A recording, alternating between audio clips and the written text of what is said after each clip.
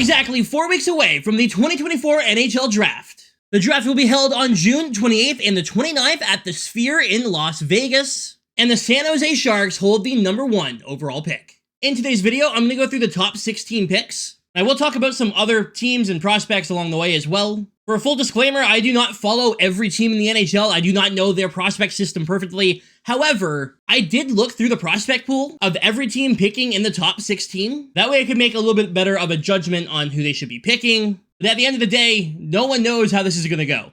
In fact, there's going to be some risers, there's going to be some fallers. Who knows how high some players will get picked, and we could see someone fall really drastically. Super quickly, there will be no trades in this mock draft, though I do think that we could see some trade activity on draft night. Specifically, maybe the Devils or the Red Wings making a trade, one of those picks, if not both, getting moved. But we're just going through 1 through 16 as of right now. In the next couple weeks, I'm going to have a free agency prediction video as well. If you're excited for that, make sure you leave a like on this video and subscribe if you're new. And let's get into this with pick number 1. The San Jose Sharks select Macklin Celebrini. Shocking, I know. The consensus #1 pick indeed goes to San Jose, and they get a massive piece of their future with one of the more dynamic prospects we've seen in a very long time. Long lead pass finds Celebrini in alone. Celebrini backhand shot scored. Macklin Celebrini cannot be stopped. #1 was absolutely a gimme, but from here on out, who knows what's going to happen? Let's head into pick number 2. Where I have the Chicago Blackhawks taking Ivan Demidov. Now, I did go back and forth on them taking a defenseman or a forward here, but I don't think that they can pass up on adding an elite offensive player like Demidov to play alongside Connor Bedard for the future. He might be a little bit undersized, but he put up an absolute ton of points in Russia's junior league this past season. Никакого форс-мажора, а наоборот приятное для Амира событие. Он... Вот как это было. И... Personally, I think it's entirely plausible that if Macklin Celebrini was not around right now, Demidov would be your first overall pick in the 2004 NHL Draft.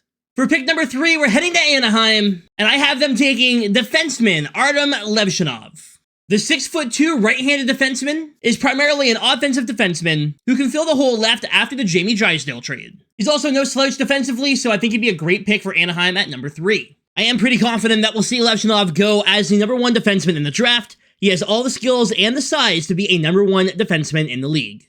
For pick number 4, we're going to Columbus, and it's another defenseman here with Anton Silyev. Side note, if I say any of these names wrong, I'm very sorry. Silyev is an absolute freak of nature at 6'7", 207 pounds. Definitely more of a defensive defenseman here. He might put up a few points here and there, but this absolute behemoth will shut you down. And he's currently being coached by Igor Larionov.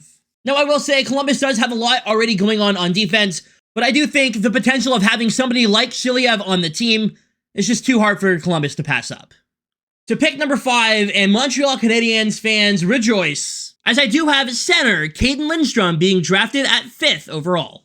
Now, he did have a little bit of injury trouble in this past season, but I think he'd be a perfect second-line center behind Nick Suzuki, who eventually could overtake Suzuki as that #1 in Montreal.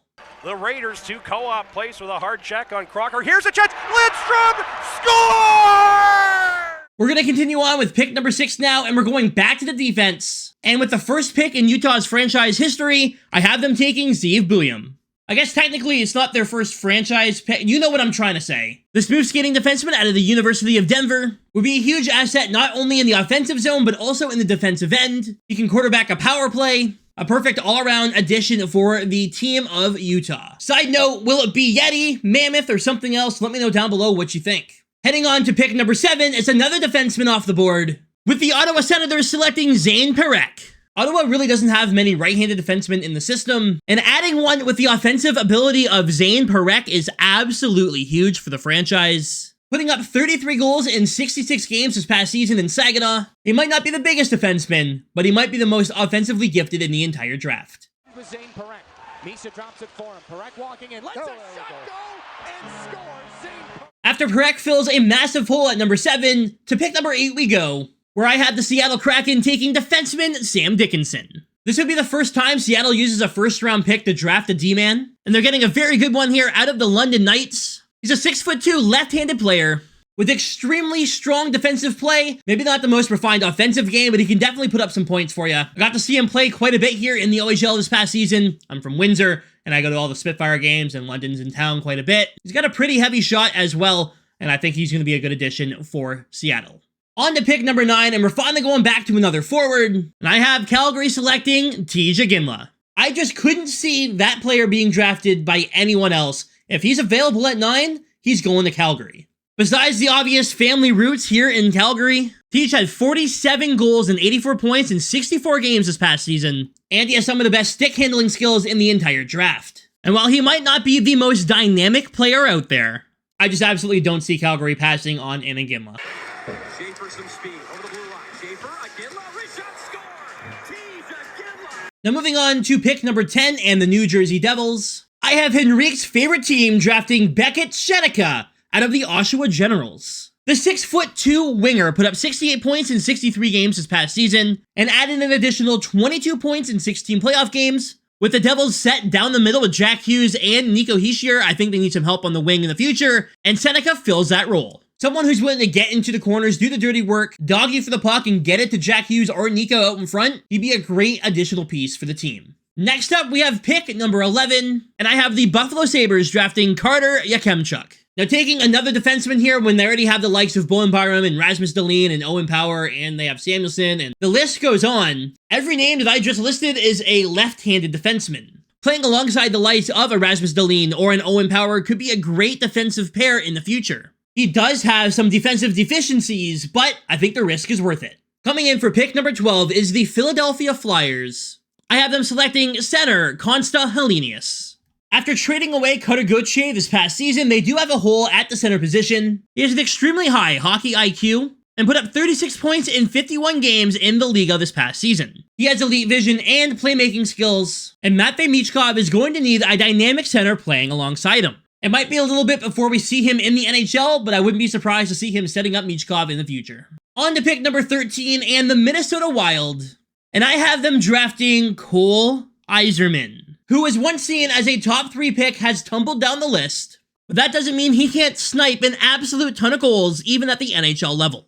He may not be the biggest player in the draft, but man, can this guy put up points. This past season, he put up 89 of them in 57 games, and 58 of them were goals. He was over a goal per game. He might be a little bit one-dimensional, but how can you deny the shot? I'm super high on the kid, and I think he's going to have a great future in the NHL in Minnesota. Front, more, right wing, Yzerman a shot, score! And that's the record! He blew it by Raythan Robin. And Cole Yzerman with the goal, and he's a record center. That's his 55th goal. We're heading back to San Jose for pick number 14, and after drafting that elite forward at number 1, I have them going defense and taking Adam Jiricek. The Sharks' prospect pool is severely lacking in defense, and this is a big get for them. He's a well-rounded two-way defenseman who can help you out in all situations. In my opinion, the Sharks' prospect pool is really lacking defense, especially high-end ones. And while Jiricek might not project as a number 1 or number 2 defenseman, he definitely helps fill a hole, and I think he'll do a great job in San Jose. Now we're moving on to pick number 15. The Detroit Red Wings, my favorite team. There's a few different ways they could go with it here. In the end, I have them taking Berkeley Catton. Could also be Brensig Nygaard. Liam Greentree of my hometown Spitfires. Like, there's a lot of different options here. But I figure, why not take a crack at another top-end center in Berkeley Catton? Most mock drafts I've seen do have him going higher than this. But in this mock, that's just how it dropped. And I mean, if he's available at 15, Detroit's got to pick him up. His only weakness is his size, and he has some of the best skating in the entire draft. He put up 116 points in 68 games this last season in the WHL. And the more I talk about him, the less likely I think he's going to be available. I think he's probably going to go in the top 10. He isn't like a super big player. The same thing can be said about Cole Yzerman, right? They're not huge, but they put up a ton of points. In the end, I wouldn't be surprised to see one or both of them fall a little bit. If one of them reaches 15, Detroit's got to take him. But yeah, the more and more I think about it, and the more I look at his numbers and whatnot, I don't really see him being available here, but this is what I had after doing all of my research, so that's what we're going to go with. In Anderlini, but now Tate's poke check, and it's Catton and Roulette on a 2-on-1. Catton, Roulette, Catton scores! Nice goal, nice finish. Blazers got... That leaves the St. Louis Blues at pick number 16, and I do have them taking Michael Brensig Nygaard. He's a right-handed two-way forward who is being talked about as one of the most complete players in the entire draft. His physical game could use some improvements, but everywhere else on the ice, he's pretty well-rounded. Another big addition for St. Louis in the future. Sends it back for Cope. Back for Vesterheim, rink wide it goes. Nygaard walks in and scores! Michael Nygaard with his second of the game. A couple other options here are Liam Greentree, Trevor Connolly, Michael Hagg, and if they wanted to go defense, Stein Solberg could be a great option. The more and more I look at my list, the less confident I am in my list, and that's exactly what should be happening in a mock draft. No one is ever going to know. With that being said, I have some risers, I have some fallers, and I tried to have fun with it, but that was my top 16 mock draft here for the 2024 season. Let me know down below what you think of my picks. Hopefully I didn't piss anyone off with some of the options that I had out there. But in the end, it was all for fun, and I'm very excited for draft night, where hopefully we get some trades this year. Having none last year was terrible. But yeah, I'm super excited for the draft, and hopefully you guys enjoyed the video. If you did, make sure you leave a like. Don't forget to let me know down below what you think. And I'll see y'all tomorrow with another video, and in the future with my free agency predictions. I'm out of here, guys. Thanks for watching. Stay frosty.